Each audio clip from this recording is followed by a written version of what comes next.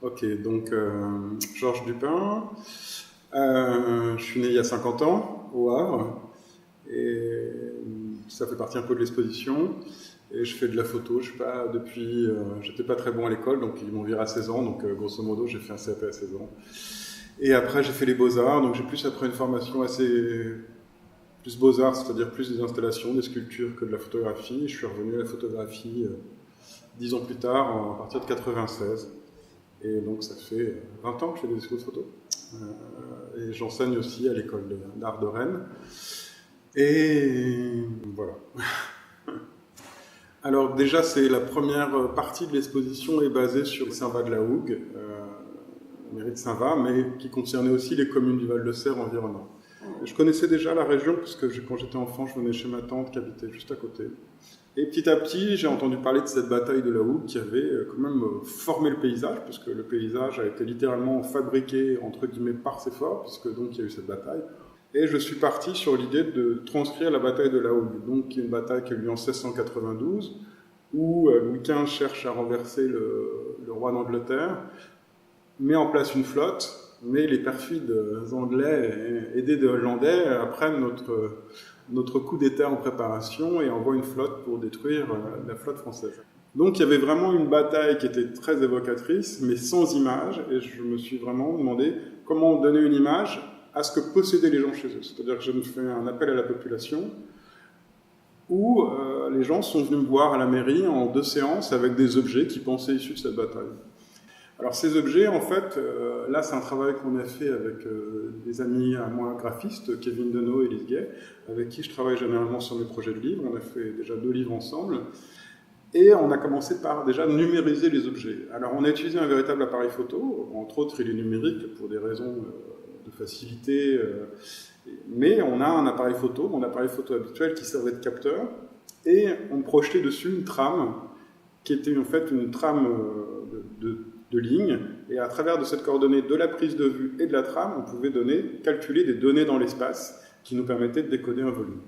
Le deuxième élément, c'est en fait des générations successives d'éléments. Le deuxième élément, il parle justement de cette question de perspective, c'est-à-dire que le dessin qu'on va faire, qui est le deuxième élément, on récupère les fichiers 3D et on a dessiné avec une pointe d'argent, la pointe d'argent étant la matière même de la photographie, dessiné à la pointe d'argent une épure de ces objets, qui est fait par une machine à commande numérique. Donc on a monté une pointe d'argent sur une CNC qui pendant 3 à 4 heures dessine les coordonnées de cet objet. Le deuxième objet, lui, fait référence directement à la 3D puisque c'est ce qu'on appelle les anaglyphes, c'est-à-dire on a 2 images stéroscopiques qui sont superposées. Alors là, pour des raisons de facilité, il y a différentes manières de faire des images stéroscopiques, mais la manière choisie, c'est d'avoir un calque rouge et bleu. On a densifié avec les noirs parce qu'on n'était pas assez content de la qualité, mais d'avoir un filtre rouge et bleu, un décalage pupillaire entre les 2 yeux, et du coup, on a notre objet en stéroscopie, et donc en relief. Le troisième génération d'objets, c'est justement d'aller jusqu'au relief, de sculpter entre autres des bas-reliefs. Alors on est passé par plein d'idées. Là, j'ai choisi pour l'exposition que justement, il y a une matérialité à ces objets. Donc on a du chêne, on a du frêne, qui ont été creusés donc à la machine à commande numérique. Alors pour les 6 plaques que vous avez là, ça a duré, je crois, 75 heures, 80 heures. C'est extrêmement long.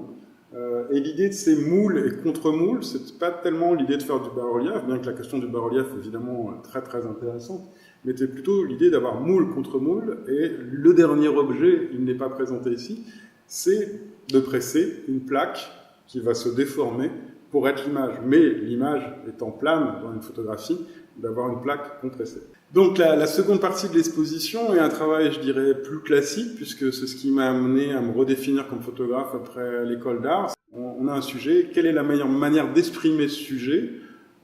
J'ai décidé d'adopter ce qu'on appelle le style documentaire, c'est une photographie qui déjà regarde un peu droit dans les yeux le sujet, c'est-à-dire qu'il n'y a pas de déformation optique, il y a quelque chose comme ça d'une photographie qui est assez systématique, d'être face au sujet, de s'installer, d'avoir les perspectives qui sont conservées, de manière à, déjà dans l'image, d'avoir un document qui va justement permettre de voir comment les choses étaient.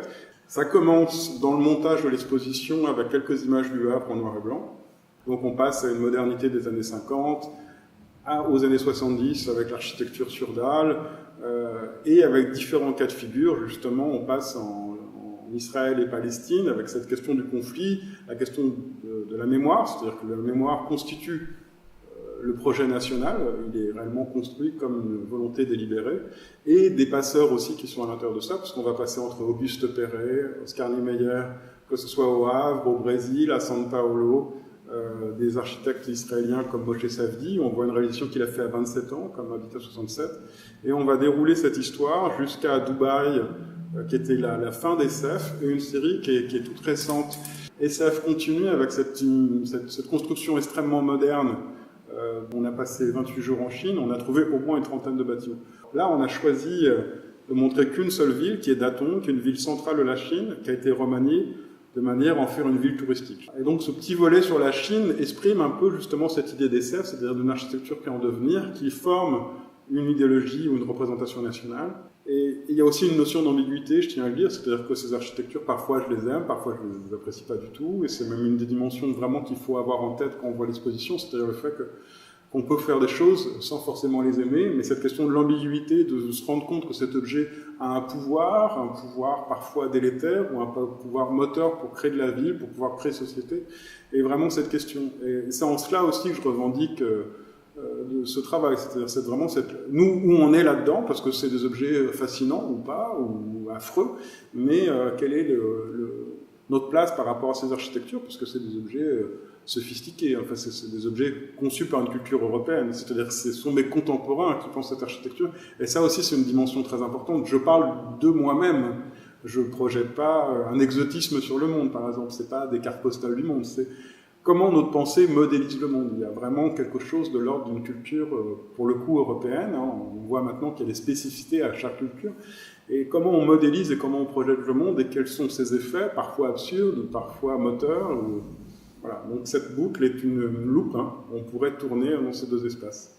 Voilà. Donc c'est aussi le titre vient, je vais finir là-dessus, quand l'histoire devient forme, est en fait un petit jeu trouvé par une de mes collègues d'histoire de l'art, Marjolaine Lévy, à Rennes, puisqu'il y a un titre célèbre qui s'appelle « Quand les attitudes deviennent formes », qui est une exposition de Ralph Zeman en 1967, donc presque juste un an après ma naissance, qui dit « Quand les attitudes deviennent formes », c'est-à-dire comment l'attitude de l'artiste va modéliser le projet, va lui donner forme, avec des artistes comme Beuys, qui étaient des références pour moi très importantes. Donc là, quand l'histoire devient forme, c'est vraiment comment ces sédimentations différentes de ces villes produisent des formes, produisent du politique, qui est encore une fois l'enjeu de la matérialisation des images ou du process, puisque pour l'invention de la houppe, on est plus dans un process de travail. Voilà, bonne visite. Alors justement, ça c'est une question vraiment très bien. Je pense que, alors je suis à fond sur les nouvelles technologies, vraiment je suis pour que mes étudiants y passent, ou photographier par exemple en numérique, ou avoir des tirages en numérique depuis très tôt dans mes expositions, parce que je crois que dès 1996, c'est des images numériques, ce n'était pas si évident que ça à cette époque de faire tout en numérique. Mais cette question de la matérialité des choses, de voir une exposition en vrai, pour moi, très importante. C'est-à-dire que, par exemple, curieusement, j'ai fait beaucoup de sites internet pour des gens, je n'ai pas de site internet, j'ai une vraie difficulté à mettre en virtuel le travail. C'est-à-dire que d'aller jusqu'à un lieu, jusqu'à Cherbourg, d'aller visiter une exposition, pour moi, il doit y avoir une rencontre avec un objet singulier et qui a une précision, que ce soit dans le blanc du papier, qui serait évidemment reproductible, dans la densité des tirages, qui sont d'ailleurs très très beaux. J'ai travaillé avec un ami à moi, Olivier Roche.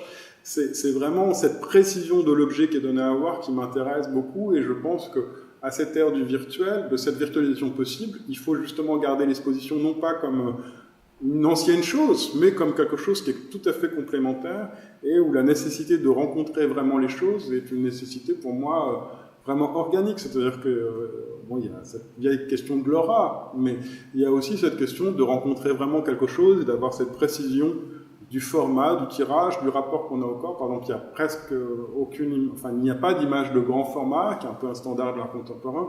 On est face vraiment à des choses qui ont une taille, une précision, et ça m'importe beaucoup, cette question d'aller rencontrer quelque chose en vrai. Je trouve que c'est assez redoutable de perdre cette relation au vrai, et donc c'est une vraie raison d'aller voir les choses. Après, on n'est pas forcément obligé d'être d'accord, parce qu'encore une fois, ce que je décris est quelque chose qui nous met nous-mêmes en jeu, c'est-à-dire qu'on peut être fasciné par ces architectures, mais on peut aussi se dire c'est un monde assez terrifiant, et c'est un monde qui change d'ailleurs très vite. Hein. Pour photographier le monde est quand même assez loin, assez régulièrement depuis 20 ans. Tout ce que j'ai photographié, tout ce que vous verrez dans l'exposition a déjà disparu. Tout. Même le Havre, c'est-à-dire le volcan, existe maintenant sous une nouvelle forme. Il a été l'esplanade qu'on voit, qui est le cartel et l'affiche de l'exposition, a été percé pour devenir une bibliothèque. L'architecture en a été bouleversée. Je ne sais pas si c'est bien, si c'est moins bien, mais la plupart de ces formes, même nos formes les plus contemporaines, nous en France, qui sommes un peu lents par rapport évidemment à une échelle chinoise ou brésilienne ou autre, ont déjà disparu.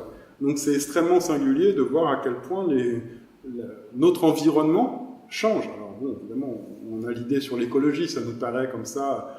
Oui, mais non, ça va jusqu'au bâtiment et à des échelles absolument considérables. En un mot, je crois que je ne vais pas y arriver. Je sais pas, je crois que je suis pas prétentieux, mais je crois que je suis ambitieux. Je crois que je suis ambitieux. C'est vraiment, il y a une ambition dans ce projet de trouver une place, encore une fois, nous trouver une place et donner à voir les choses. Et je pense que ça pourrait paraître prétentieux, mais ça ne l'est pas. Cette possibilité, encore une fois, de faire ces images, de rencontrer ces objets, est quelque chose qui est le contraire d'un acte de prétention. C'est encore une fois, on est au même niveau ensemble quand on regarde ces choses.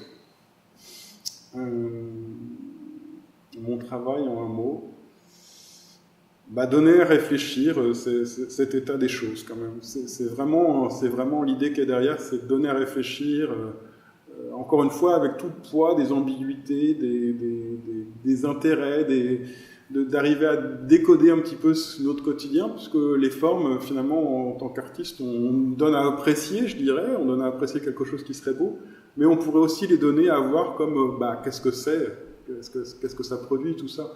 Aider à regarder, voilà. C'est vraiment aider à regarder les choses qui m'intéressent, c'est pas seulement regardez comme c'est beau. Non, c'est vraiment aider à regarder. Et je pense que c'est un enjeu vraiment très important, parce que même dans les expositions d'art contemporain, il faut presque le dire, mais vous savez, ce que je montre, je ne suis pas forcément, je n'y adhère pas forcément. Et on est dans une époque qui devient très premier degré par rapport à ce qui nous entoure, parce que l'image domine. Encore une fois, quand on est capable de construire des bâtiments qui coûtent plusieurs milliards, littéralement, pour créer une image, on se doute bien qu'il y a une manipulation des formes urbaines, comme il y a une manipulation évidemment de l'image, mais se donner à regarder, il est très important, je dirais politiquement. Presque, mon travail pourrait s'apparenter dans le projet politique du reportage, c'est-à-dire de donner à voir. Alors, je donne à voir des non-mouvements, des non-événements, d'une certaine manière, ce qui pourrait paraître permanent, mais c'est pas si permanent que ça.